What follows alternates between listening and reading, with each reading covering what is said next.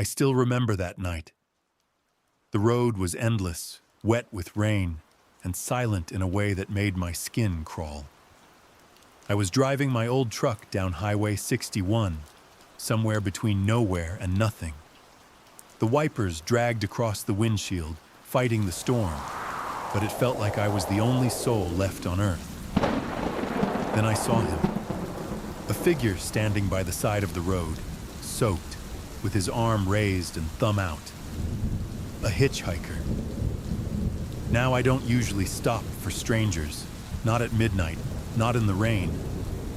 But something about the way he stood there, calm, patient, like he'd been waiting just for me, made me slow down. The headlights caught his face, pale, sharp features, eyes that didn't blink.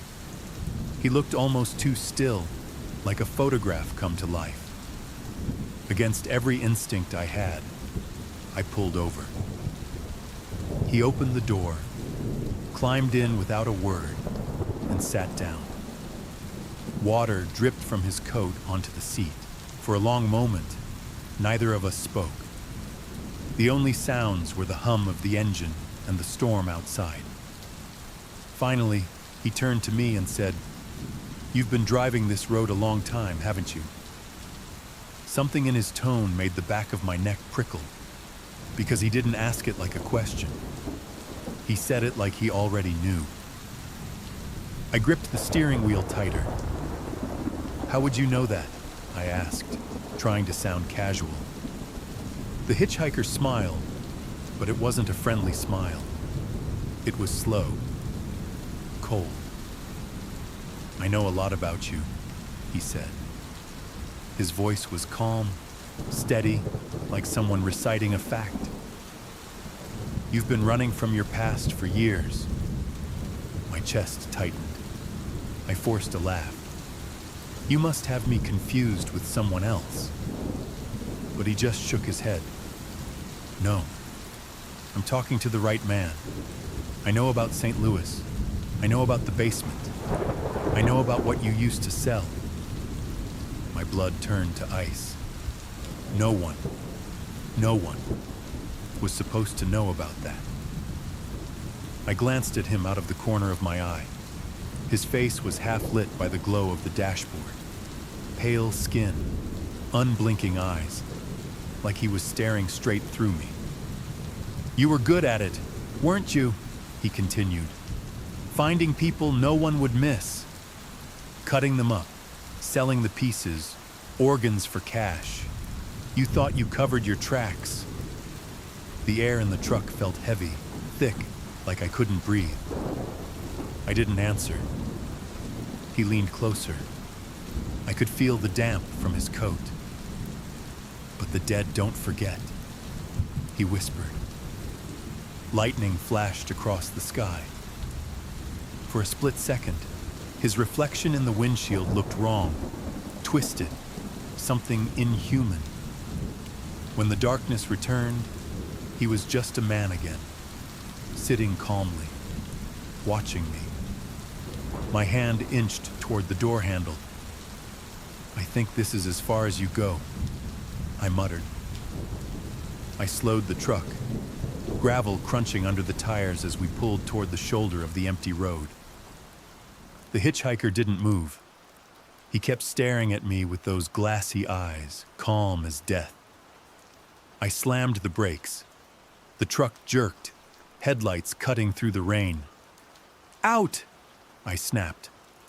My voice cracked. "Get out of my truck." He tilted his head, almost curious. "Do you really think you can get rid of me that easily?" he asked softly. My chest tightened. I shoved the gear into park and reached across the seat to push the door open. But when I turned back, the seat was empty. No sound, no trace. Just the smell of wet earth and something rotten. My heart pounded against my ribs. I grabbed the wheel with both hands, knuckles white, and slammed my foot on the gas. The truck roared back onto the highway. I told myself I imagined it. Stress, fatigue, the storm messing with my head. But then, a voice came from the back seat. "You can drive all night, Khalid. I'll still be here." I whipped around. He was sitting in the back, shadows crawling across his face, smiling wider than before. And in that smile, I saw something that didn't belong to this world. I swerved the truck, tires screeching across the wet asphalt. My breath came fast and ragged. "Who the hell are you?" I shouted. The hitchhiker leaned forward between the seats, his whisper colder than the rain outside. "I'm the voice you buried, the faces you forgot, the blood on your hands that never washed away." My stomach dropped. He knew. He knew everything. "I don't know what you're talking about," I yelled, but the words felt empty, even to me. He chuckled, a low, hollow sound that filled the cab like smoke. "Don't play dumb, Khalid. Every mile you drove, every deal you made, every organ you sold, I was there, watching, waiting." The wheel shook in my hands. My vision blurred. Memories I had locked away clawed back to the surface.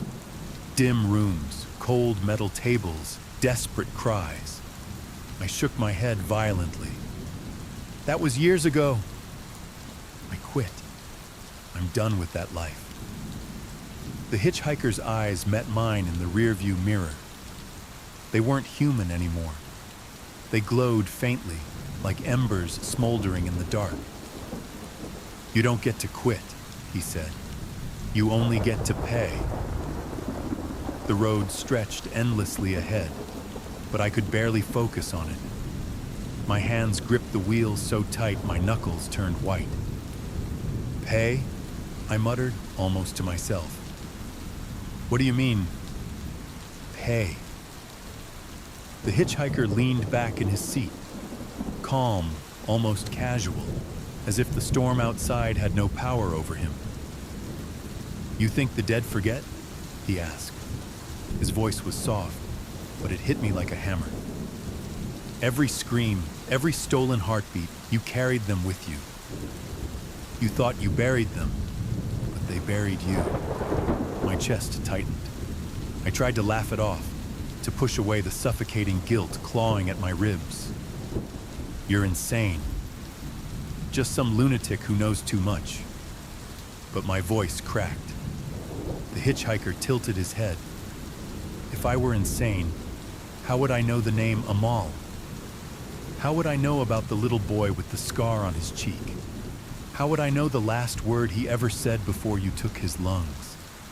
My entire body went cold. I almost slammed on the brakes right there, the truck fishtailing in the rain. But I didn't stop. I couldn't. "Stop talking," I whispered.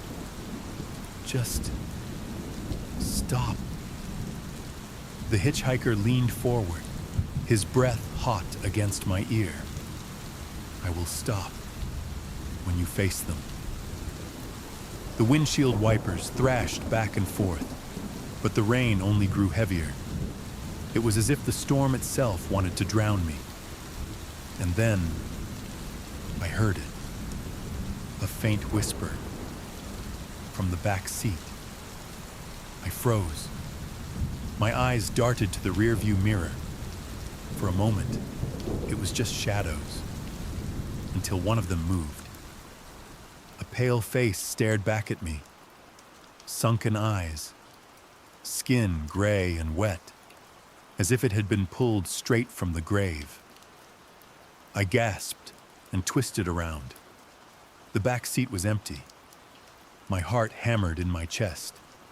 I gripped the wheel tighter, trying to convince myself it was just my imagination. But then another sound rose above the rain. A child's cry, soft, fragile, coming from behind me. "No," I whispered. The hitchhiker didn't flinch. He just sat there, calm as stone. "They've been waiting," he said. Suddenly the air grew icy cold. My breath fogged the glass, and this time there was no mistaking it. Dozens of faces pressed against the inside of the truck windows. Faces of men, women, and children. Their mouths opened in silent screams. Their eyes locked onto me.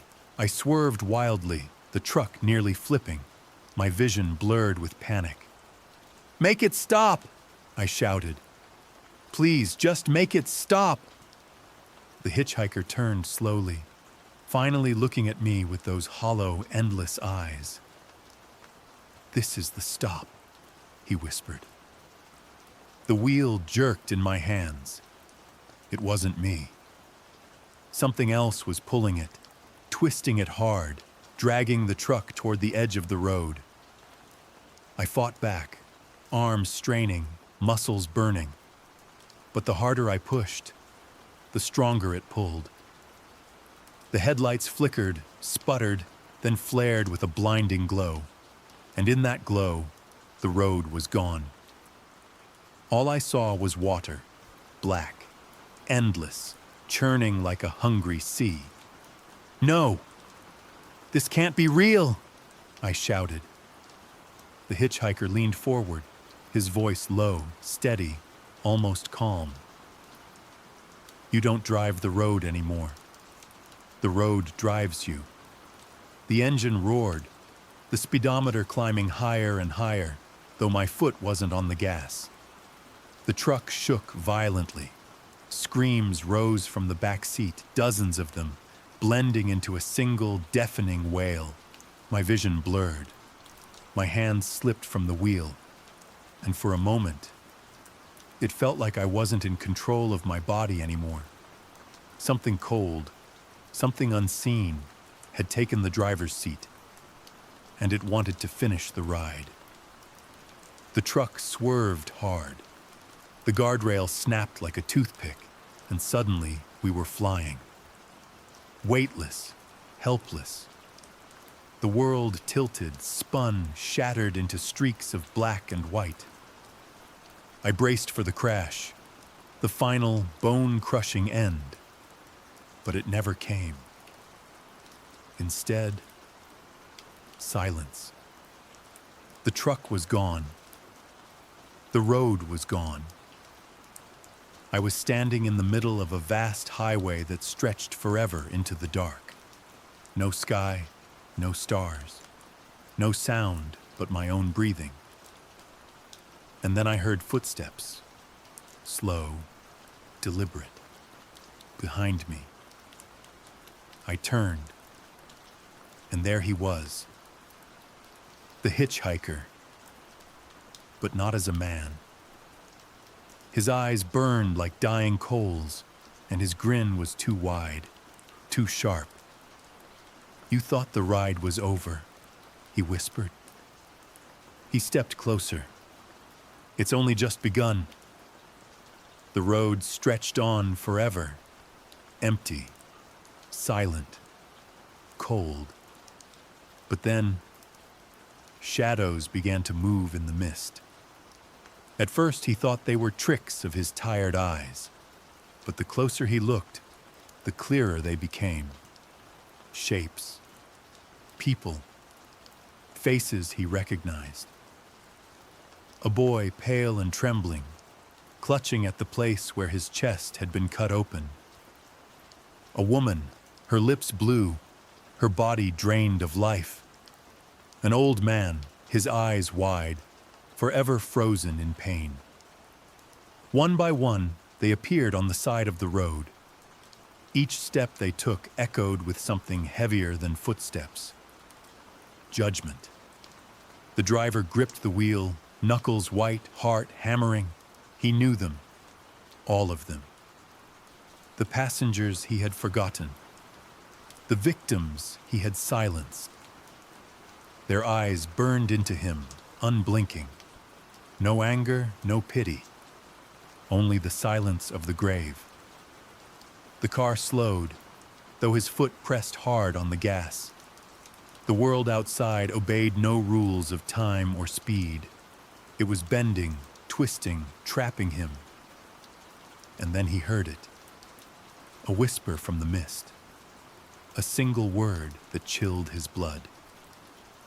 Guilty. The road had become his trial, and every face in the fog was a witness. The car stopped, not with a screech, not with a crash. It simply stopped. The mist thickened until the world vanished. No sky, no road, just endless white. And standing in front of the car was the passenger, still, calm, waiting. The driver's breath caught in his throat. He knew. He had always known. This wasn't a man. This wasn't chance. This was judgment. The passenger opened the door slowly. Your ride is over. The driver wanted to fight, to beg, to run, but his body no longer listened. His legs were heavy, his hands were ice. He stepped out, trembling. All around him, the mist parted. And there they were. Dozens. Hundreds. Every face he had stolen life from.